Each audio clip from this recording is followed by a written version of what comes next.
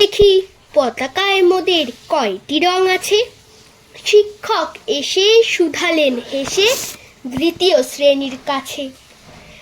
একসাথে মিলে সব ছেলে বলে চিৎকার করে জোরে, তিনটি বর্ণ রয়েছে রাঙানো জাতীয় পতাকা জুড়ে। শ্রেণীর পিছনে বেঞ্চের কোণে শিশু ছিল এক বসে। পতাকার মাঝে 5 রং আছে, বলল সে মৃদু ভাষে। কথা তার শুনে বাকি শিশুগণে হেসে খায় লুটোপুটি। শিক্ষক রেগে বলেন হেঁকে, বোঝাও কি করে 5টি। মাথা নিচু করে ভয়ার্ত স্বরে সরল শিশুটি বলে, ওপরে গেরুয়া, মাঝখানে সাদা, সবুজ আছে তার তলে।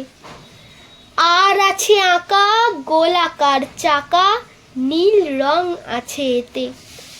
শিক্ষক বলে, এটিকে ধরলে তবুও হচ্ছে 4টে। অবোধ শিশুটি বলল তখন, রং আছে আর এক। লাল লাল ছোপ দাগ দেখা যায় ওই পতাকার মাঝে। বাবাকে যখন আনলে ওরা কফিনের ঢাকা খুলে, জড়ানো রয়েছে দেহখানা তার পতাকার ফুলে। রক্তের দাগে ছিল লাল ছোপ ওই পতাকার মাঝে। এই নিয়ে মোট হলো 5টি, এবার তো ঠিক আছে।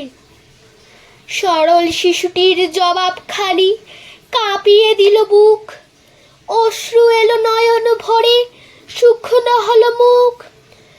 আজও যারা দেশের জন্য করছে বলিদান, স্বাধীনতার শহীদ সম তাদের অমর প্রাণ। হয়েছে স্বাধীন, পেরিয়ে গেছে 70টি বছর।